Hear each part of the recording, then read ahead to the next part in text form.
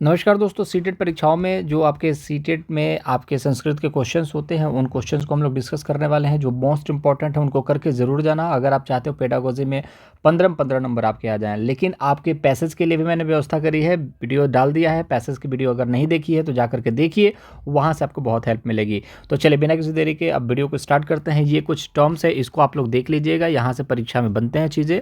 अब इसको ऐसा नहीं है कि इसको याद करते रहना है आपको, आप इसको याद करने बैठेंगे तो अपना टाइम वेस्ट करेंगे, उसके अलावा कुछ नहीं है। इनको आप लोग स्क्रीनशॉट ले करके किताब से जब पढ़ें, प्रैक्टिस करें, तो इस चीज़ को आप एक बार देखते रहें कि यदा कदा इसका मतलब तदा इसका मतलब क्या होता है। थोड़ा बहुत रिलेट करके पढ़ेंगे तो चीज़ें आसान होंगी। इन सब चीज़ों को याद करना बेवकूफ़ी है, मूर्खता है।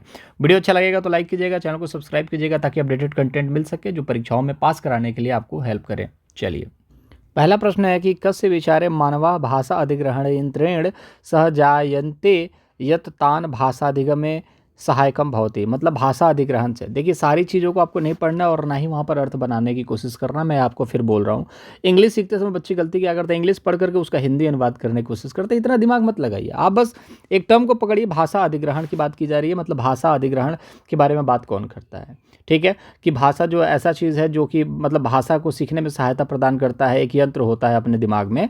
तो वो भाषा अधिग्रहण यंत्र की बात की जा रही है। किसने बोला था? चॉम्स्की ने बोला था। बात खत्म हो गई, इसके आगे दिमाग लगाना ही नहीं है आपको। दिक्कत यहाँ होती है हम ज़्यादा दिमाग लगाने लगते हैं, वो नहीं करना है आपको, ठीक है। भाषा अधिग्रहण यंत्र एक होता है जिसको हम लोग बोलते हैं एलईडी, लैंग्वेज एक्विजिशन डिवाइस। ये फुल फॉर्म भी पूछा जाता है। इसका मतलब ये है कि आपके दिमाग में होता है, धीरे धीरे अपने आप ही दिमाग जो है पढ़ना लगता है, चीज़ों को सीखने लगता है, भाषा को सीखने लगता है। वाइगोत्स्की सामाजिक संस्कृति के बारे में बात करते हैं। ब्लूम टैक्सोनॉमी के बारे में आपने सुना ही, स्किनर क्रिया प्रसूत के बारे में बात करते हैं, ठीक है। अब यहाँ पर देखेंगे दूसरा प्रश्न है, निम्नलिखितेषु का शब्दावली वाइगोत्स्की इत्यस्य सामाजिक सांस्कृतिक सिद्धांतेन सह संबंधा नास्ति। मतलब कि यहाँ पर बात की जा रही है सामाजिक सांस्कृतिक सिद्धांत नास्ति के बारे में, कि मतलब कि वाइगोत्स्की का सामाजिक सिद्धांत जो है सामाजिक सांस्कृतिक सिद्धांत नहीं है। तो परस्पर सामाजिक संपर्क है ही, पर्व निर्माणम, ठीक है। समीपस्थ विकास का क्षेत्र जेडपीडी, जो मैंने आपको बताया है कि जैसे कुछ चीज़ें आपको पता है पहले से ही, कुछ चीज़ें आप किसी की हेल्प के सहारे सीखने की कोशिश करते हो, जैसे कि वो पाड़ बोला जाता है। जैसे आप सीटेट का आपका एडमिट कार्ड है, आप सीटेट के सर्टिफिकेट में कन्वर्ट करना चाहते हो, तो कुछ चीज़ें आप जानते हो, सेल्फ स्टडी से कर रहे हो, कुछ चीज़ें मैं आपको सिखाने की कोशिश कर रहा हूँ, तो मैं क्या देने की कोशिश कर रहा हूँ? पाड़। और ये जो ड्यूरेशन है एडमिट कार्ड से लेकर के सर्टिफिकेट कन्वर्ट होने तक का, उस एरिया को जेडपीडी कहा जाता है। जब आप सर्टिफिकेट ले लोगे तो ये जेडपीडी खत्म हो जाएगा, इस चीज़ को याद रखिएगा। तो भाषा अधिग्रहण की बात करेंगे तो भाषा अधिग्रहण तो चॉम्स्की ने बात करी थी ना, तो चॉम्स्की की बात करते हैं भाषा अधिग्रहण के बारे में। वाइगोत्स्की का नहीं है, मतलब चॉम्स्की का है भाषा अधिग्रहण, इससे पहले हमने देखा है। तो इस तरीके के पेडागोजी के कुछ क्वेश्चंस आते हैं, बच्चे इसमें परेशान हो जाते हैं कि सर क्या करें।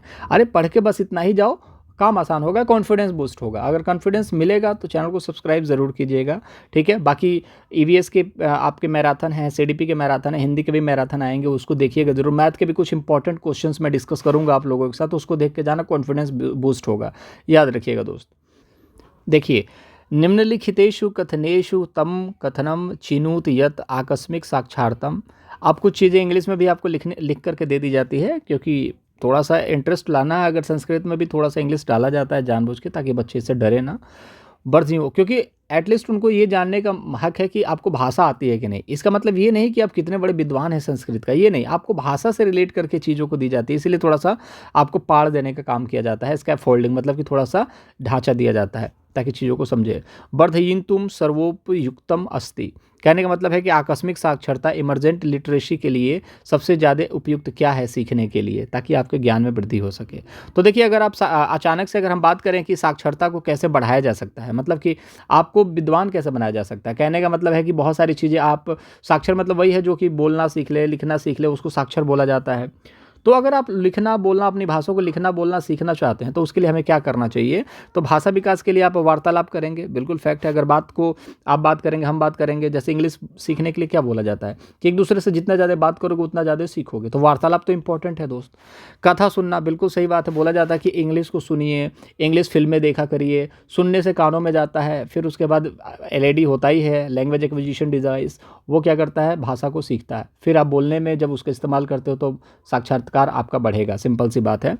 अब ऐसा नहीं है कि कोई मित्रम पत्रम लिख दूँ, मित्र को एक पत्र लिख दिया आपने और कोई कथन लिख दिया, तो ये कोई इंपॉर्टेंट नहीं है, ठीक है।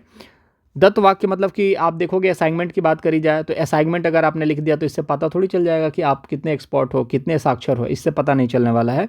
तो याद रखिएगा, अगर साक्षरता को बढ़ाना है तो आपको वार्तालाप करना पड़ेगा और कथा को सुनना पड़ेगा, ठीक है। तो ये दोनों ऑप्शन ज़्यादा अप्रोप्रिएट हैं, ये ज़्यादा अच्छे हैं, ना कि आपका लिखित कथन को लिखना, और ना ही दत्त वाक्य पर पृष्ठ पर कुछ भी लिख देना, बालक को प्रेरणा देने का कार्य करना, ये सब इंपॉर्टेंट नहीं है, ठीक है। तो आंसर नंबर कहाँ गया, ए और बी कहीं है कि नहीं है? चलिए, ए और बी यहाँ पर है, आंसर नंबर बी जो है सी बी, ठीक है। यहाँ पर ऑप्शन नंबर बी, ए और बी जो राइट आंसर होगा, ठीक है। चलिए, बालकान नव शब्दानाम अर्थम ज्ञातुम प्रेरणाम न दत्वा संदर्भानुसारम नवीन शब्दानाम व्याख्यानम। यहाँ पर इसका जो अर्थ है यही है कि किसी बालक को नए शब्द का अर्थ ज्ञात करने के लिए प्रेरणा न दे करके संदर्भ के अनुसार नवीन व्याख्या क्या कहलाता है, ठीक है।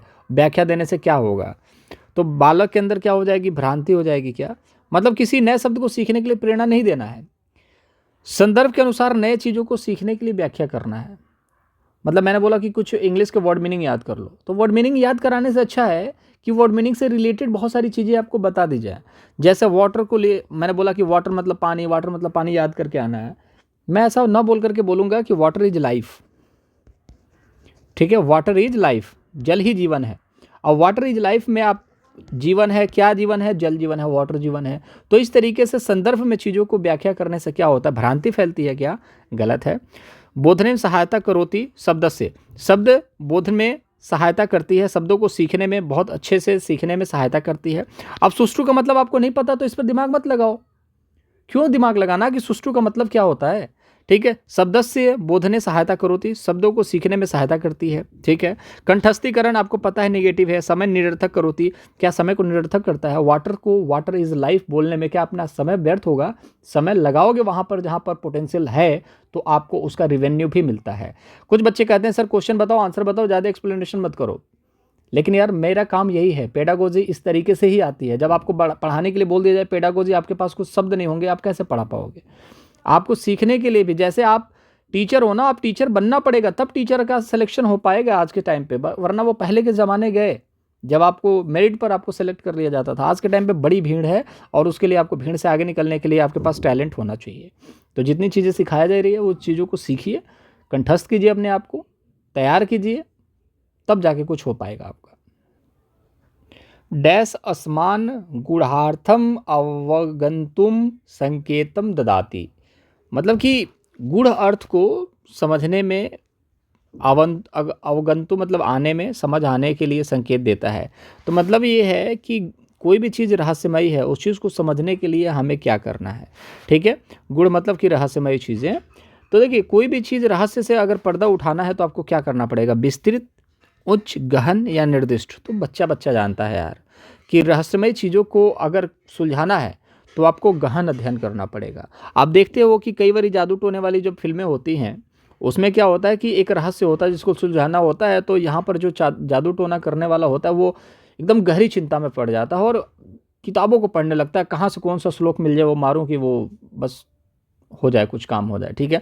तो गहन अध्ययन बहुत इंपॉर्टेंट है, ये आपको रहस्यमय चीज़ों को कहीं ना कहीं सुलझाने में महत्व देता है, वो मदद करता है, ठीक है। तो इस तरीके के कुछ प्रश्न बनेंगे जो आपको परेशान करेंगे।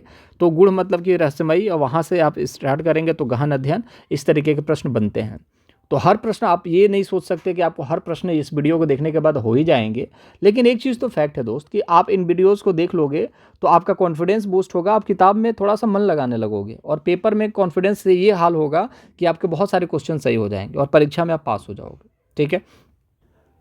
चलिए, अर्थमापन प्रक्रिया सेमेंटिक मैपिंग स्ट्रेटजी कैसे में प्रयोजनाय सशक्ता अस्ति, मतलब कि सेमेंटिक मतलब आप समझते हैं किसी भी चीज़ को एकदम सीरियल वाइज लगा करके जाना, जैसे कि राम आम खाता है, राम खाता आम है, इस तरीके से नहीं, राम आम खाता है, ये सेमेंटिक है, ठीक है। तो अर्थ मापन प्रक्रिया में सबसे इंपॉर्टेंट क्या है, छात्रों के शब्द संग्रह को बढ़ाना। ठीक है, अगर बच्चों के पास शब्द संग्रह होंगे तो बच्चा सीधे तौर पे ट्रांसलेशन कर सकता है। ठीक है, व्याकरण नियम का कहीं यहाँ पर इस्तेमाल नहीं होता है, जैसे आप किसी भी भाषा में आप देखोगे हर भाषा में व्याकरण नहीं होता है।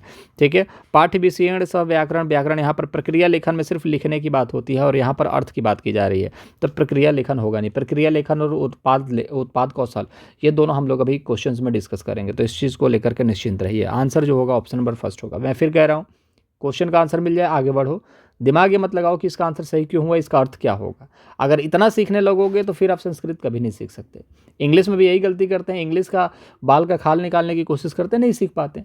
तो बाल की खाल नहीं निकालना, आपको क्वेश्चन का आंसर मिल गया आप निकलिए। ज़्यादा पीएचडी करेंगे कि आखिर क्यों हुआ ये जान लो, तो सिर्फ देखने वाले आप ही हो। आपके इस कहीं ना कहीं इस अप्रोच को कोई नहीं देख रहा कि आपको अप्रिसिएट करेगा।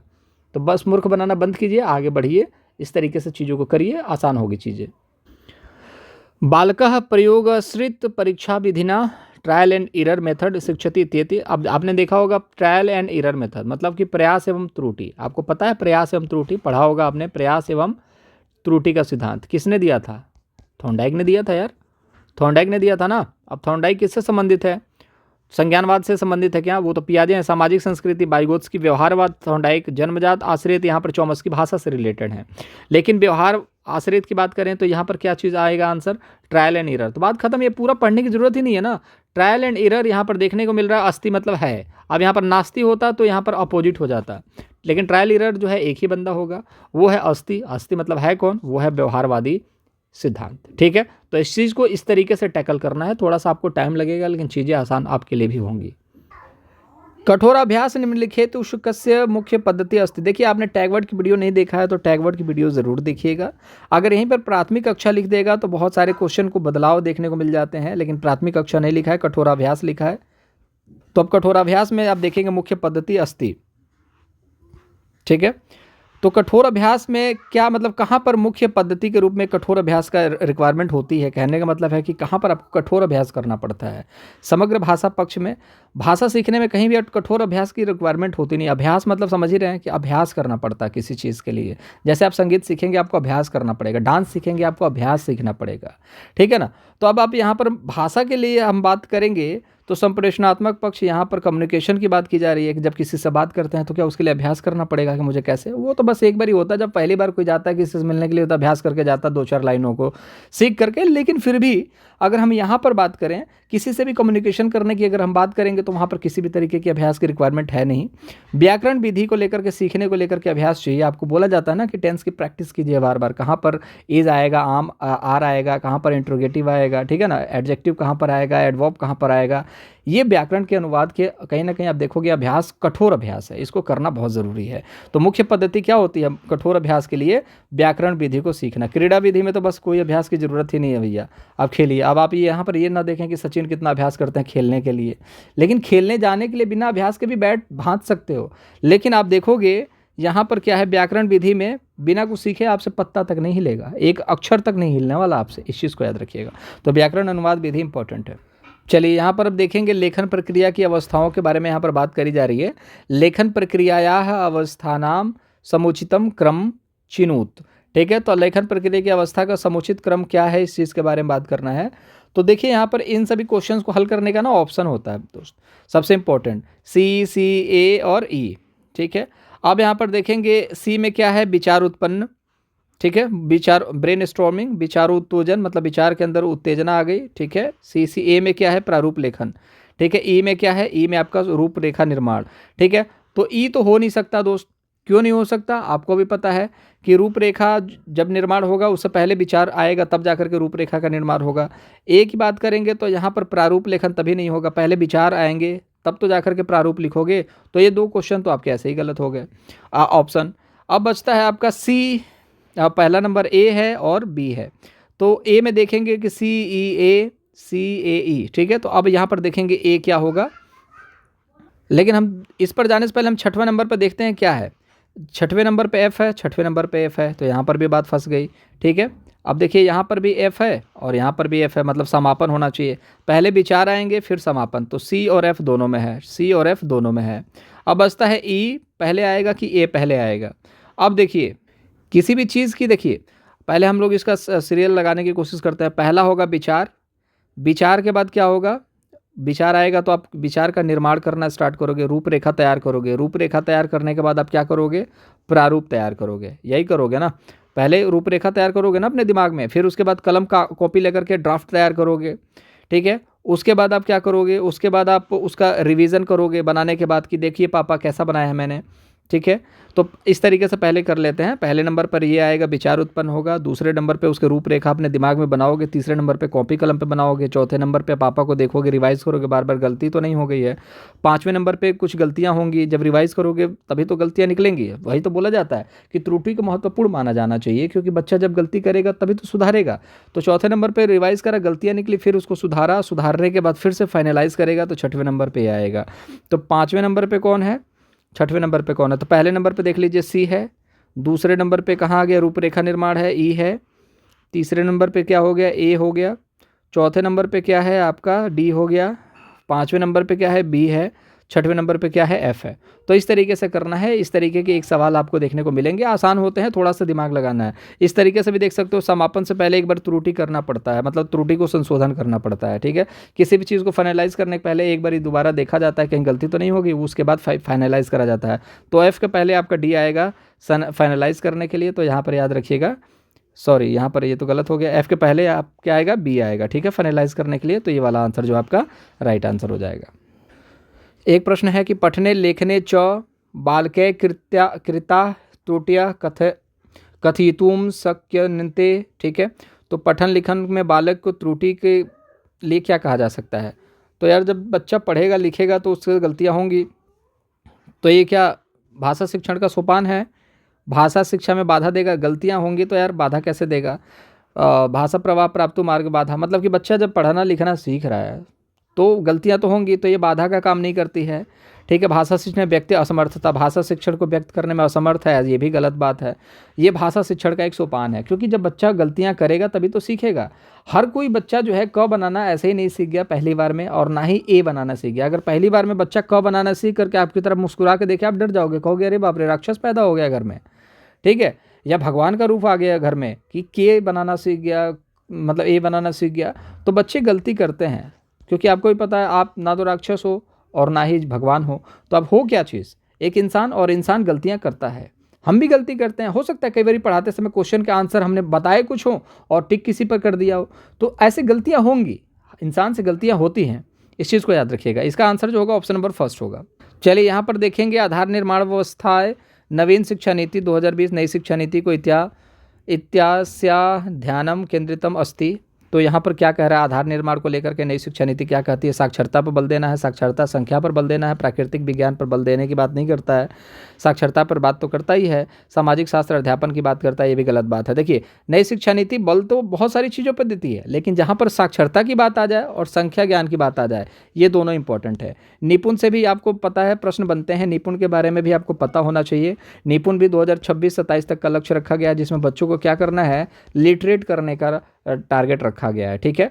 तो यहाँ पर बच्चों को अंडरस्टैंडिंग पावर को इम्प्रूव करने का है, और दूसरी चीज़ है अंक गणित की नॉलेज आनी चाहिए, कक्षा 3 तक बच्चे सीख जाने चाहिए, ऐसा कुछ लक्ष्य रखा गया है, ठीक है। तो इससे सवाल बनते हैं, इस चीज़ को आपको देख करके जाना है। इसके बारे में एक सेपरेट मैं वीडियो बनाने वाला हूँ, उसको जरूर देख लीजिएगा। उससे पहले चैनल को सब्सक्राइब करेंगे तो वीडियो मिल जाएगा। बहुत कम 8 से 10 मिनट की मैं वीडियो बनाता हूँ, उसमें आपको वो कंटेंट दूंगा जो कि लोग एक घंटे में देते हैं, ठीक है। तो आप अपना टाइम बचाना चाहते हैं तो चैनल को सब्सक्राइब कीजिए, ताकि वो कंटेंट आपको मिल सके, आप देख सकें। इसका राइट आंसर हो जाएगा दोस्त यहाँ पर, साक्षरतायाम संख्या ज्ञाने च। और आप देखोगे कभी भी संस्कृत में कुछ ऑप्शन आते हैं, और ऑप्शन आने के बाद आप उसमें इंग्लिश देखोगे, एक में ही अगर इंग्लिश है तो मान के चलना कि वही आंसर जो होगा आपका सही होने वाला है। इस चीज़ को याद रखना है, ये मैक्सिमम टाइम देखा गया है। अगला प्रश्न अच्छा है, निम्नलिखितेषु कथम मौखिक संप्रेषणम न पोषयति, मतलब मौखिक संप्रेषण का एक एग्जाम्पल नहीं है इन 4 ऑप्शंस में से। आपके देखेंगे 4 ऑप्शन है जिसमें से मौखिक संप्रेषण न पोषयति, मतलब मौखिक संप्रेषण कम्युनिकेशन नहीं है, ठीक है। तो वार्तालाप, मतलब आप किसी से बात कर रहे हैं तो मौखिक संप्रेषण है, तो यहाँ पर तो नहीं का आंसर पूछा गया, तो जो नहीं है वही सही होगा। दूरभाषे स्वानुभवा नाम आदान प्रदान, देखिए यहाँ पर दूरभाषा में आदान प्रदान, आपके अनुभवों का आदान प्रदान करना, मतलब टेलीफोन पर। समाचार विज्ञप्ति, छात्रा साक्षात्कार, साक्षात्कार मतलब इंटरव्यू की बात की जा रही है। जब मान लीजिए आपका कोई इंटरव्यू लेगा, आप भाषा का इस्तेमाल करोगे कि नहीं करोगे? बिल्कुल करना पड़ेगा ना। जब आप समाचार विज्ञप्ति देते हैं, जैसे आपने अपने शैम्पू का ऐड दे दिया, तो उस शैम्पू का ऐड बोलता थोड़ी है, वो शैम्पू का ऐड दे दिया, लोग पढ़ करके चले जाएंगे, वो कम्युनिकेशन तो हुआ नहीं, वहाँ पर ओरल कम्युनिकेशन तो हुआ नहीं। तो याद रखना कि भाषा कम्युनिकेशन में इस तरीके के सवाल बनेंगे, और जाहिर सी बात है संस्कृत एक भाषा है तो इस तरीके के सवाल बनेंगे, और इस तरीके के सवाल की प्रैक्टिस करके जाओगे तो फंसोगे नहीं। अदरवाइज आप बहुत सारी चीज़ें यहाँ पर गलती कर सकते हो, लेकिन अब नहीं गलती होगी। समाचार विज्ञप्ति में भाषा में मौखिकता की अगर बात करें तो ओरल कम्युनिकेशन यहाँ पर नहीं होता है, मौखिक संप्रेषण नहीं होता है। संप्रेषण मतलब कि कम्युनिकेशन, बातचीत, वार्तालाप इसको कहा जाता है। यहाँ पर आपको देखने को मिलेगा कि किसी भी तरीके की बातचीत नहीं होती है। राइट आंसर होगा ऑप्शन नंबर सी। चलिए, निष्क्रिय शब्दावली का अस्ति ते शब्दया वयम येषां प्रयोगम तवदैव कुर्वम यदा वयम तंसाम अथवा पाठम। ठीक है, ते शब्दा यान वयम अन्य सह पुनः पुनः प्रयुक्तम। मतलब कि निष्क्रिय शब्दावली क्या है? जो बार बार इस्तेमाल की जाती है। तो निष्क्रिय मतलब कि वो शब्दावली जो बंद है, जिसका इस्तेमाल ही नहीं होता है। तो पुनः पुनः का क्या मतलब है? गलत है।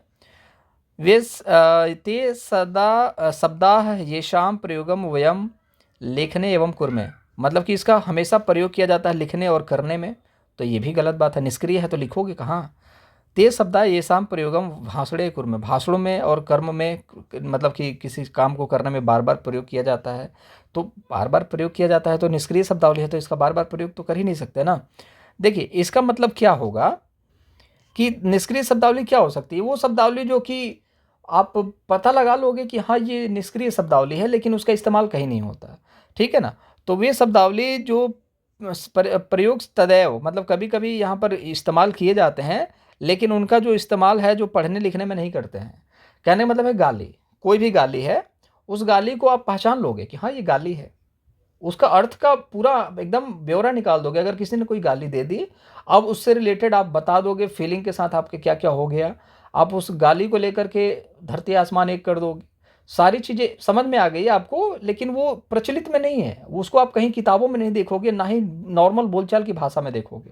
वो एक ऐसा शब्द है जो एक बार ही पहचान सकते हो, लेकिन उसका इस्तेमाल नहीं होता, उसको निष्क्रिय शब्दावली बोला जाता है। ठीक है, आप देखोगे गालियाँ कोई भी ऐसा नहीं है, किताबों में किसी किताब में आपको गाली नहीं देखने को मिलेगी, और ना ही कोई ऐसा लेटर होगा, या फिर आप ऑफिशियल वर्क की बात करेंगे वहाँ पर आपको देखने को मिलेगा, कहीं भी नहीं देखने को मिलेगा, ना ही नॉर्मल बोलचाल की भाषा में देखने को मिलेगा। लेकिन वही है कि वो शब्द निष्क्रिय है, लेकिन उसको पहचाना जा सकता है कि हाँ ये गाली है। ठीक है, तो याद रखिएगा ये वाला आंसर जो होगा आपका राइट आंसर होगा। ठीक है, भाषा शिक्षणस्य निर्माणात्मक पक्षे सम्मिलितम अस्ति। भाषा शिक्षण के निर्माण में क्या सम्मिलित है? भाषा शिक्षण अगर आप सीखना चाहते हैं, मतलब आपका निर्माण हो रहा है, आप भाषा को सीख रहे हैं, तो क्या कठोर अभ्यास की रिक्वायरमेंट है? मैंने पहले भी बताया कठोर अभ्यास की रिक्वायरमेंट नहीं है। बच्चे क्या आंसर करके आएंगे? कठोर अभ्यास। गलत है। व्याकरण की बात करें तो कठोर अभ्यास इंपॉर्टेंट है, लेकिन भाषा सीखने के लिए कठोर अभ्यास की जरूरत नहीं है, किसी भी परिश्रम की जरूरत नहीं है, वो ऑटोमेटिकली आपको आ जाएगा। स्वभाव निर्माण के लिए, तो भाषा शिक्षण से आपका स्वभाव किस तरीके से निर्माण होगा? देखिए, भाषा एक स्वाभाविक प्रक्रिया है, लेकिन उससे आपके स्वभाव का निर्माण थोड़ी होता है कि आपका स्वभाव क्या है, ये भाषा से संबंधित नहीं हो सकता है। ठीक है ना। अगर आपका भाषा शिक्षण का निर्माण हो रहा है, तो इसका मतलब ये नहीं कि आपके स्वभाव का निर्माण हो रहा है। आप हो सकता है कि बहुत अच्छा इंग्लिश बोलते हो, लेकिन आपका स्वभाव बहुत र्यूड हो, खराब हो, तो ये कहीं ना कहीं कनेक्शन इसका नहीं है।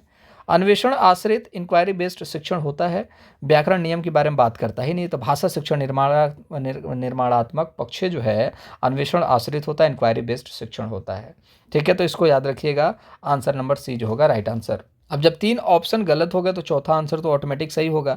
और ये सारे जो शब्द होते हैं ना, इंक्वायरी बेस्ड, अन्वेषण, अवलोकन, ये सब बहुत पॉजिटिव वर्ड्स हैं।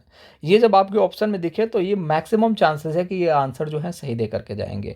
अन्वेषण मतलब इस चीज़ याद रखिएगा, इन्वेस्टिगेशन भी होता है। ठीक है, तो भाषा शिक्षण से आप जब भी भाषा आपको आने लगेगी तो आप चीज़ों को इन्वेस्टिगेट करना स्टार्ट कर देंगे, इंक्वायरी करना स्टार्ट कर देंगे किसी चीज़ को लेकर के। जब बच्चा बोलना नहीं जानता है तो पापा से ये नहीं पूछ पाता है कि पापा कहाँ जा रहे हो, लेकिन जहाँ बोलना स्टार्ट कर देगा, इंक्वायरी स्टार्ट कर देगा, पापा कहाँ जा रहे हो, पापा ये चॉकलेट लेकर के आ जाना, पापा मुझे भी ले चलो, तो ये सारी चीज़ें करने लगेगा। क्यों करने लगेगा? क्योंकि भाषा शिक्षण का निर्माण स्टार्ट हो चुका है, तो अब वो इंक्वायरी भी स्टार्ट करने लगेगा। ठीक है, तो ये मैक्सिमम आप चीज़ों को समझने की कोशिश करिए। बाकी वीडियो अच्छा लग रहा होगा तो लाइक कीजिएगा, चैनल को सब्सक्राइब कीजिए, अपडेटेड कंटेंट मिलता रहेगा, आप अपनी तैयारी को पुख्ता करते रहेंगे। चलिए, एक प्रश्न देखेंगे। भाषा शिक्षणस्य प्रारंभिक वर्षेषु काचित् अध्यापिका स्वकक्षायाः प्रारंभ वृत्तकालं सर्कल टाइम क्रिय करोति अस्यां क्रियायां सा प्रत्येकं छात्रं कस्मिन् पिविष्ट विषये वक्तुम् अवसरं प्रददाति एषा प्रक्रिया निम्नलिखितेषु कस्मै प्रयोजनं महत्वपूर्णम् अस्ति।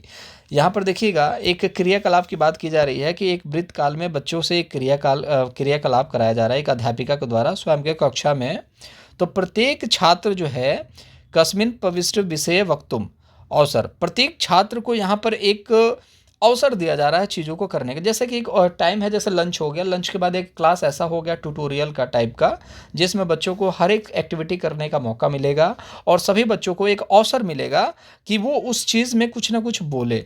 तो ये बोलवाने का जो सिस्टम है ना उस कल्चर में, मतलब उस ट्यूटोरियल वाले क्लास में, उसके पीछे का रीज़न क्या है? तो उसके पीछे का रीज़न क्या है कि मान के चलिए कि मैं एक ट्यूटोरियल का क्लास ले रहा हूँ, मेरे सामने 30 बच्चे बैठे हुए हैं और उन 30 बच्चों से मैंने एक बात करी कि ठीक है हम लोग इस टॉपिक पे आज हम लोग बातचीत करने वाले हैं और इस टॉपिक पे जिसके पास मैं पासा फेंकूंगी वही उसका तमाशा दिखाएगा, मतलब कि कुछ बोलेगा। तो इससे क्या मतलब मिलेगा? जैसे आपने भी खेला होगा, आपके सामने कुछ बोल, आपको खड़ा करा दिया जाए और बोला जाए कि एक शायरी सुनाओ, तो आपको शायरी पता ही नहीं, आप सोचोगे शायरी इधर उधर से लगाओगे क्या आप सुना दूँ, कोई गाना गाओ तो गाना गा नहीं पाओगे क्योंकि याद ही नहीं आएगा उस वक्त गाना क्या गाना है। ठीक है, तो कभी भी अचानक से आपको पूछा जाता है तो उससे आपको पठन योग्यता में वृद्धि होती है क्या? पढ़वाया तो जा नहीं रहा, पूछा जा रहा, पढ़वाया जाता तब तो पढ़ करके बताते। तो यहाँ पर पढ़वाने से रिलेटेड तो कोई बात ही नहीं हो रही है, वर्णमाला से रिलेटेड तो कोई बात ही नहीं हो रही है, क्योंकि यहाँ पर आपसे बोलने के लिए बोला जा रहा है कि आप उस चीज़ के बारे में, उस टॉपिक के बारे में बोलिए। खड़ा करा दिया, बोलो फटाफट बताओ कि मकर संक्रांति के बारे में क्या जानते हो। अब बच्चा वहाँ पर मकर संक्रांति के बारे में पढ़ेगा नहीं ना, बोलना है, वर्णमाला के बारे में तो बोलेगा ही नहीं। आकस्मिक साक्षरता, ठीक है, यहाँ पर भी ठीक मिल रहा है कि अचानक से उसको दिमाग लगाना पड़ेगा, अचानक से आकस्मिक साक्षरता वहाँ पर उसके सामने प्रकट होगी। ठीक है, अर्थबोधनम और पाठनम अर्थी, अर्थबोधन की बात करेंगे तो बच्चे जो हैं ऑप्शन नंबर 4 लगा के चले आते हैं, जो कि गलत है। अर्थबोधनार्थ पाठस्य से पठ, तो आकस्मिक साक्षरता का मतलब आपको ये समझना है, साक्षरता मतलब कि आपके अंदर ज्ञान, आकस्मिक मतलब अचानक से किसी भी चीज़ के बारे में अचानक से आपसे पूछा जाएगा तो अचानक से आप अपना दिमाग की नसों को बल दोगे और चीज़ें सीखने को मिलेंगी। तो ये इंपॉर्टेंट एक टास्क होता है, इसी से आपकी क्रिएटिविटी पर असर पड़ता है, इसी से आप क्रिएटिव बनते हैं। ठीक है, इस चीज़ को याद रखिएगा। चलिए, उत्पादन कौशल के बारे में यहाँ पर सवाल बन रहा है आपसे, उत्पादन कौशल के बारे में। तो संभाषण और लेखनम एक साथ, मतलब एक साथ की बात करेंगे, संभाषणम लेखनम एक साथ, ये होता है आपका उत्पादन कौशल। इस चीज़ को याद रखिएगा। सिर्फ पढ़ना, ठीक है, सुनना और पढ़ने को नहीं बोलते हैं, पठन और लेखन, लिखने और पढ़ने को नहीं बोलते हैं। ठीक है, लिखने और बोलने को बोला जाता है। ठीक है, याद रखिएगा। देखिए, पठन लेखन मतलब, पठन मतलब पढ़ना, तो पढ़ना नहीं हो तो उत्पादन कौशल मतलब क्या होता है कि आपका बोलना, तो भाषण होना चाहिए, भाषण यहाँ पर है, ठीक है, ये सही है। यहाँ पर पठन है, गलत हो गया, पठन है, गलत हो गया।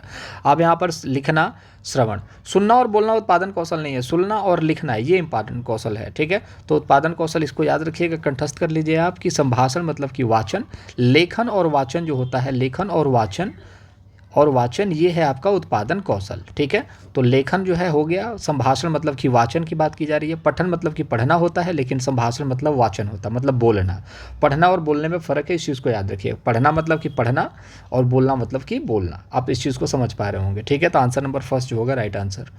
एक सवाल यहाँ पर बनेगा, पठन समय अधस्तनेषु कस्य महत्वम सर्वाधिकम, पढ़ते समय किस चीज़ का महत्व सर्वाधिक है? उच्चारण स्वरेण पठनम, यहाँ पर गलत हो गया। पाठस्य अर्थम अवगमनम, ठीक है, अवगमनम, अर्थ की इंपॉर्टेंस है यार, किसी भी चीज़ को पढ़ोगे उसका अर्थ नहीं निकलता है तो क्या मतलब बनता है? प्रत्येक शब्द पठनम, हर एक चीज़ को पढ़ना इंपॉर्टेंट नहीं है। देखिए, मैंने आपको क्या बोला, संस्कृत में आपको क्या लगता है कि हर एक शब्द को पढ़ना इंपॉर्टेंट है क्या? नहीं, आपको सिर्फ अर्थ। देखिए, मैं साइकोलॉजी पढ़ा रहा हूँ जब, तो मुझे ये चीज़ पता है कि बच्चे किस तरीके से सोचते हैं, पेपर किस तरीके से आपको क्वेश्चन को डिज़ाइन करके देता है, और बच्चे वहाँ पर ही फंसते हैं, और उन चीज़ों से अगर निकल गए ना तो फिर अच्छा है, उलझ गए तो फिर समझ लो कि मामला सुलझेगा नहीं। तो आपको करना क्या है? आपको करना ये है कि आपका क्वेश्चन का अर्थ निकलना चाहिए, जहाँ अर्थ निकलता है आप उस चीज़ से आप नंबर लूटिए, ऑप्शन पर जाइए, वहाँ पर आप एक नंबर लूटिए, उसके बाद आगे बढ़िए, ज़्यादा दिमाग मत लगाइए। ठीक है, अर्थ बस लगाना है, हर एक शब्द को पढ़ना इंपॉर्टेंट नहीं होता है। आप समझते जाइए कि पढ़ते समय आपका अर्थ निकलना इंपॉर्टेंट है। धारा प्रवाह की स्थिति नहीं है कि मैं एकदम धारा प्रवाह बोल दूँ, वाह सर क्या पढ़ते हो यार, मज़ा आ जाता है संस्कृत आप पढ़ते हो तो, लेकिन इससे मेरा फ़ायदा है ना, मैं तो इम्प्रेस कर दूंगा आपको, लेकिन आप कब इम्प्रेस करेंगे?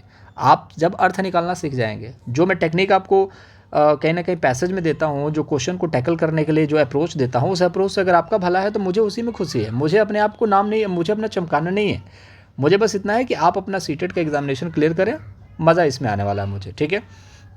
तो यहाँ पर इंपॉर्टेंट ये है, अर्थ का इंपॉर्टेंट है, वो बहुत ज़्यादा ज़रूरी है। देखिए, शिक्षिका स्वकक्षाया बालान युगलेषु विभजति, मतलब कि शिक्षिका एक कक्षा में बालकों को एक युगल मतलब कि जोड़े में विभाजित कर देती है। तान युगलान स्वपुस्तिकानां विनिमय, विनिमय मतलब कि एक दूसरे को पुस्तिकाओं को मतलब किताबों को एक्सचेंज करने के लिए बोलती है और संशोधन करने के लिए उसमें बोलती है। सा किम क कर्तिम इच्छति, मतलब कहने का ये है कि क्लास है। अब इसका अर्थ देखना इंपॉर्टेंट है, ना कि पूरा एक एक लाइन देख करके इसका युगलेशु का क्या मतलब है, स्वपुस्तिकाना का क्या मतलब है, विनिमयम का क्या अर्थ है, ये सबसे इंपॉर्टेंट नहीं है। इंपॉर्टेंट ये है कि आप इसका अर्थ निकाल पाते हैं कि नहीं, कितना धारा प्रवाह पढ़ते हो ये इंपॉर्टेंट नहीं है, आप अर्थ निकाल पाते हो कि नहीं, ये इंपॉर्टेंट है। अब यहाँ पर देखिए कि छात्रों को अलग अलग विभाजित कर दिया जाता है और बोला जाता है कि आप लोग एक दूसरे की किताबों को एक्सचेंज करो, तुम उसकी किताब लो, तुम उसकी किताब लो, और उसमें उसकी कॉपी में देखो कि जो चीज़ मैंने कल पढ़ाई थी उसमें क्या क्या गलतियां हैं, और आप देखिए कि इसकी किताब में क्या क्या गलतियां हैं, तो इसको संशोधन करिए। तो इससे क्या बच्चे सीख रहे हैं, समकक्षी मूल्यांकन, सामूहिक मूल्यांकन, संशोधनम, स्वयं मूल्यांकनम, तो इसके बारे में आप बताएंगे। तो यहाँ पर आप देखेंगे कि समकक्षी मूल्यांकन, सामूहिक मूल्यांकन, संशोधनम, स्व मूल्यांकन। तो स्व मूल्यांकन तो खुद के कॉपी को खुद ही चेक करना होता है, संशोधन तो होगा नहीं, क्योंकि अलग अलग लोग अपने अपने मतलब कि मेरी किताब मेरी कॉपी कोई और चेक कर रहा है, किसी और की मैं, तो ये संशोधन तो हो रहा है, लेकिन किस तरीके का संशोधन है ये सवाल पूछा जा रहा है आपसे। सामूहिक होगा या समकक्षीय होगा, ये इंपॉर्टेंट है। तो याद रखिएगा, ये जो मूल्यांकन होगा ये दोनों सही हो सकता है, लेकिन मोस्ट प्रॉब्ली मोस्ट इफेक्टिव आप देखेंगे, इफेक्टिव जो आंसर होगा वो होगा समकक्षी मूल्यांकन। रीज़न क्या है, क्योंकि समान कक्षा के बच्चे जो हैं वो मूल्यांकन कर रहे हैं एक दूसरे का, तो समकक्षी मूल्यांकन होगा। लेकिन सभी का एक साथ अगर मूल्यांकन अगर टीचर करे तो उसको सामूहिक मूल्यांकन कहेंगे। कहने का मतलब है दोनों लोगों का पक्ष जो है, जैसे कि एक कहीं ना कहीं आप देखेंगे तो क्लास के 30 बच्चे हैं, 15 को इधर कर दिया, 15 को इधर कर दिया, और हम एक टीचर होने के नाते क्या करेंगे, उसका मूल्यांकन करेंगे, तो उसको बोलेंगे सामूहिक। लेकिन समान कक्षा के बच्चे जब करेंगे तो उसको समकक्षी मूल्यांकन कहा जाएगा। तो आंसर नंबर फर्स्ट जो होगा एप्रोप्रिएट है, राइट आंसर है, ठीक है। चलिए यहाँ पर एक आंसर करेंगे, प्राचीन काले गुरु स्वशिष्यान केन विदिता शिष्यति स्म, मतलब प्राचीन काल में गुरु जो है वो किस तरीके की शिक्षा बच्चों को देते थे। तो यार पता ही है आपको, आगमन विधि में पहले उदाहरण दे करके फिर नियम बनाए जाते हैं, निगमन विधि में पहले नियम देकर उदाहरण। पहले के लोग क्या करते थे, व्याख्यान विधि से चीज़ों को देखते थे, पहले व्याख्या दी जाती थी तो व्याख्यान विधि। तो प्राचीन काल में याद रखिएगा ये सवाल बनते हैं, प्राचीन काल में गुरु जो है किस तरीके की शिक्षा देते थे बच्चों को, तो व्याख्यान विधि के द्वारा शिक्षा देते थे। सिर्फ इसमें व्याख्या की जाती है, चीज़ों को बताया जाता है, इसमें कुछ भी नोट डाउन करने के लिए नहीं है, सिर्फ सुनो और कान से निकालो या फिर दिमाग में रखो। देखिए, छात्र स्वहृदयस्य विचारान् क्या भाषया सरलतया प्रकटु कर्तु समर्था भवति, मतलब कि कोई भी ऐसा विचार, छात्र के दिल में जो कोई विचार है वो किस भाषा में सरलता के साथ प्रकट कर सकता है, प्रांतीय भाषा में, राजभाषा में, अंतर्राष्ट्रीय भाषा, मातृभाषा। तो आपको पता होना चाहिए मातृभाषा में। अगर छोटा सा बच्चा है जो कि अपने घर की भाषा सीख रहा है, मातृभाषा सीख रहा है, जैसे भोजपुरी सीख रहा है, अब उससे बोला जाए कि ठीक है खड़े हो जाए, इंग्लिश में सवाल पूछ सकते हो यहाँ पर, तो बच्चा सवाल ही नहीं पूछेगा। उससे पूछा जाए कि हिंदी में पूछ सकते हो, उसको आता ही नहीं है तो सीखेगा, पूछेगा ही नहीं। तो जब वो अपने विचार को बता ही नहीं सकता तो मतलब कि ये है कि वो सीख ही नहीं सकता। तो इसलिए उसको मातृभाषा सबसे सटीक लगता है, और इसीलिए एनईपी कहता है कि मातृभाषा में बच्चों को एजुकेशन देना है, तो मातृभाषा इंपॉर्टेंट है। तो कोई भी बच्चा जो है मातृभाषा में अपने विचारों को प्रकट करने के लिए बिल्कुल उत्सुक रहता है और वो आराम से प्रकट कर सकता है। तो मातृभाषा इंपॉर्टेंट है, याद रखिएगा इस चीज़ को। प्रांतीय भाषा क्या होती है, जो अपने अपने प्रांत में बोली जाती है। राजभाषा हो जैसे कि हिंदी है और इंडिया की जो है इंग्लिश है, ठीक है। तो मान के चलिए कि इंडिया में इंग्लिश नहीं है, भारत की जो राजभाषा हिंदी है, और सेकेंड जो है वो इसकी सहयोगी भाषा कौन सी है, इंग्लिश है। इस चीज़ को याद रखिएगा, ठीक है। उसको राजभाषा बोलते हैं, जो सरकारी कामकाज की भाषा होती है, जिसमें आप देखोगे कि हिंदी में कामकाज की भाषा होती है, लेकिन आप कोर्ट कचहरी में देखोगे हर चीज़ इंग्लिश में देखने को मिलता है, हिंदी में ना के बराबर कोई चीज़ होगी, ठीक है। जज लोग भी पढ़ाई इंग्लिश में ही करते हैं, जो भी सुनवाई होती है इंग्लिश में ही होती है, ये भी चीज़ याद रखिएगा आप लोग, ठीक है। तो राजभाषा हिंदी तो है, लेकिन सहयोगी भाषा इंग्लिश है। कहीं कहीं हिंदी काम नहीं करती तो इंग्लिश वहाँ पर काम आता है। अंतर्राष्ट्रीय भाषा क्या है, इंग्लिश है, ठीक है, इसको भी याद रखेंगे। चलिए, संस्कृते मूल्यांकनम प्रयोजनम अस्ति, संस्कृत का मूल्यांकन का क्या प्रयोजन है। विषय ज्ञान परीक्षण की बात किया जाता है, ठीक है। अग्रिम कक्षाएं क्रमोन्नति, मतलब संस्कृत का मूल्यांकन करने के लिए हम क्या करेंगे, मूल्यांकन किस बिहाफ पर करेंगे। तो जब भी यहाँ पर देखेंगे कक्षा के क्रमोन्नति मतलब आगे बढ़ाने की बात करी तो गलत हो गया। संस्कृत के मूल्यांकन का क्या मतलब है, तो संस्कृत के मूल्यांकन का मतलब यह है कि विषय ज्ञान का परीक्षण करना। ये देखिए बहुत इंपॉर्टेंट है। परीक्षण तो हम लोग यहाँ पर परीक्षा को गलत मानते हैं, परीक्षा को हम लोग यहाँ पर गलत मानते हैं, लेकिन संस्कृत मूल्यांकन प्रयोजन अस्ति, विषय ज्ञान की परीक्षा की बात की जा रही है। यहाँ पर सिर्फ परीक्षा की बात नहीं की जा रही है, यहाँ पर विषय ज्ञान की परीक्षा की बात की जा रही है। अग्रिम माया कक्षा, ये तो गलत हो गया। भाषा के प्रति रुचि जागरण, ये तो इंपॉर्टेंट नहीं है, रुचि जहाँ पर लग जाता है वो गलत हो जाता है, ठीक है। लिपि समय ज्ञान, लिपि के बारे में भी यहाँ पर बात नहीं करी जा रही है संस्कृत के बारे में, तो याद रखिएगा आंसर जो हो जाएगा ऑप्शन नंबर फर्स्ट हो जाएगा। विषय ज्ञान का परीक्षण यहाँ पर करा जाता है, ठीक है। परीक्षण गलत होता है लेकिन फिर भी यहाँ पर देखेंगे विषय ज्ञान के साथ जोड़िएगा तो ये आपका राइट आंसर होगा। एक वीडियो मैंने गलती से यहाँ पर टिक करने के बजाय मैंने यहाँ पर टिक कर दिया था, तो इसको गलत कर दीजिएगा। आंसर होगा ऑप्शन नंबर फर्स्ट ही होगा दोस्त, इस चीज़ को याद रखिएगा। कई बार फ्लो में चीज़ें गलत हो जाती हैं, लेकिन वो चीज़ें मैं बोला सही हूँ, लेकिन वही है कि आंसर जो है वो गलत ऑप्शन पर टिक हो जाता है। तो इसलिए याद रखिएगा ऑप्शन नंबर फर्स्ट होगा। विषय ज्ञान का परीक्षण जो होगा इंपॉर्टेंट है संस्कृत के मूल्यांकन को लेकर के, answer number first right answer. ये क्वेश्चन बार बार पूछा जाता है। वीडियो अच्छा लग रहा होगा, कॉन्फिडेंस आ रहा होगा तो चैनल को सब्सक्राइब ज़रूर कीजिएगा, वीडियो को लाइक ज़रूर कीजिएगा, ठीक है। तो चैनल को सब्सक्राइब जरूर कर लीजिए, आने वाली वीडियोस का नोटिफिकेशन भी आपको मिलता रहेगा इससे। कक्षा अभिनय रीति या प्रक्रिया भवती सावर्तते, मतलब कक्षा में अभिनय करने की प्रक्रिया की जो होती है उसको क्या कहते हैं। तो कक्षा में अभिनय जो है नाटक पात्र के सहारे तो हो नहीं सकता, याद रखिएगा। क्यों, क्योंकि कक्षा में जब अभिनय कराया जाएगा तो नाटक पात्र नहीं करना है ना, वहाँ पर आपको क्या करना है कि शिक्षक कथाया पत्रानुसार व्याख्या करोति, शिक्षक जो है पात्रों के अनुसार, जो कि कास्ट है, कास्ट मतलब कि ये है कि जैसे कि आप हीरो हो, कोई और गुंडा है, ठीक है। तो हीरो के हिसाब से अगर आपको कोई भी चीज़ व्याख्या करने के लिए टीचर बोलेगा तो आपको वो व्याख्या करना है, ठीक है। तो ये जो होता है ना कक्षा अभिनय की प्रक्रिया होती है इस तरीके से होती है, ठीक है। तो पात्रों के अनुसार वो व्याख्या करता रहेगा, शिक्षक कथा का जो व्याख्या है वो पात्रों के अनुसार करेगा, और इसी प्रक्रिया को कक्षा अभिनय कहा जाता है। शिक्षक बोलेगा तुम बताओ इस चीज़ के बारे में, तुम बोलो, जैसे एक पैराग्राफ तुम पढ़ोगे, एक पैराग्राफ तुम पढ़ोगे, उसी को कक्षा अभिनय कहा जाता है।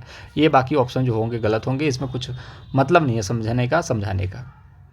चलिए यहाँ पर देखेंगे शिक्षणम इति पदस्य यह अर्थ अस्ति, शिक्षणम मतलब कि जैसे कि पेडागोजी है, पेडागोजी पद का जो अर्थ क्या हो सकता है, पेडागोजी का मतलब क्या होता है, ठीक है। शिक्षण शास्त्र का मतलब क्या है, शिक्षण क्यों इंपॉर्टेंट है, लालन पालन करने के लिए गलत है, प्रेरणा देने के लिए गलत है, बोधनम मतलब ज्ञान को बढ़ाने के लिए, बुद्धि के लिए गलत है, ज्ञान के लिए होता है दोस्त। अगर पेडागोजी अगर टीचर को नहीं पता है, जैसे कि मैं आपको क्या कह रहा हूँ कि सीटेट में 75 नंबर का पेडागोजी पूछा जाता है, क्यों पूछा जाता है, क्योंकि बच्चे जो है यहाँ पर ही फंसते हैं, और ये जो है ना रियल लाइफ से कनेक्टेड होता है। इसको अगर बच्चा सीख गया मतलब कि वो टीचिंग के सारे मेथड सीख चुका है, उसको पता है कि मैथ कैसे पढ़ाना है, ईवीएस कैसे पढ़ाना है, संस्कृत कैसे पढ़ाना है। संस्कृत पूछा क्यों जाता है, पूछने वाले को भी पता है कि हर बच्चे को संस्कृत नहीं पता है, क्योंकि 10th के बाद तो संस्कृत है ही नहीं, तो बच्चे को आएगा कहाँ से। बहुत रेयर लोग होते हैं जो संस्कृत को लेते हैं, लेकिन पूछा क्यों जाता है, ताकि बच्चा कुछ तो सीखे, थोड़ा सा मेहनत तो करे, इसलिए यहाँ पर पूछा जाता है। और उसमें भी पेडागोजी पूछ दिया जाता है तो थोड़ा सा टफ बना दिया जाता है। अब यहाँ पर देखिए ज्ञान का संक्रमण, याद रखिएगा शिक्षण का मतलब क्या होता है, ज्ञान का संक्रमण। संक्रमण मतलब कि आप देखोगे फैलना, ज्ञान का फैलाव। अब संक्रमण निगेटिव शब्द नहीं है, अब कोरोना का संक्रमण निगेटिव है क्योंकि वायरस एक दूसरे से जा रहा है, लेकिन वायरस ज्ञान भी तो एक दूसरे से जा रहा है, तो ज्ञान का संक्रमण पॉजिटिव चीज़ होता है, इस चीज़ को याद रखेंगे, ये बार बार परीक्षा में पूछा जाता है। तो कुल मिला जुला करके बहुत सारे हम लोगों ने क्वेश्चन डिस्कस कर लिए हैं, बाकी इसका पार्ट 2 भी आप लोगों को देखने को मिल जाएगा चैनल पर, तो चैनल को सब्सक्राइब जरूर कीजिएगा ताकि पार्ट 2 आपको देखने को मिल जाए। चलिए एक क्वेश्चन और देख लेते हैं। चलिए, संस्कृत भाषाया शिक्षणम कथम भवेत्, संस्कृत भाषा जो शिक्षण है उसको क्या कहा जाता है, मतलब किस तरीके से काम करता है, संस्कृत भाषा का जो शिक्षण है वो क्या है।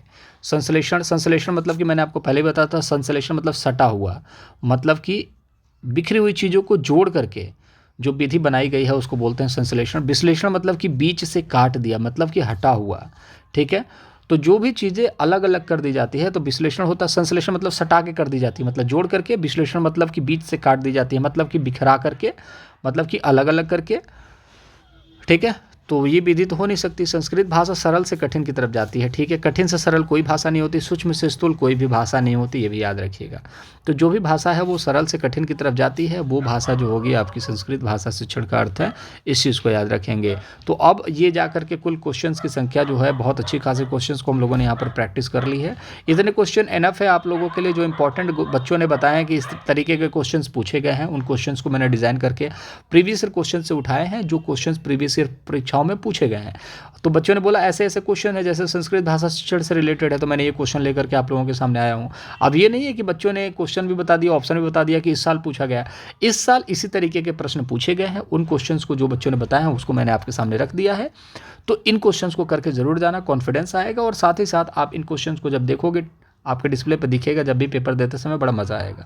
चैनल को सब्सक्राइब कर लेंगे ताकि आने वाले जो हिंदी हैं, ईवीएस हैं, कहीं ना कहीं आपके मैथ हैं, उसके आपके मैराथन आपको मिल सकें, ताकि आप अपनी तैयारी को पुख्ता कर सकें। और वीडियो को लाइक करके बिल्कुल लाइक कीजिएगा, और कुछ भी अच्छा लगा हो, बुरा लगा हो, कमेंट बॉक्स में ज़रूर बताइएगा। मुलाकात अगले वीडियो में करेंगे। अपना ख्याल रखिएगा। Bye bye.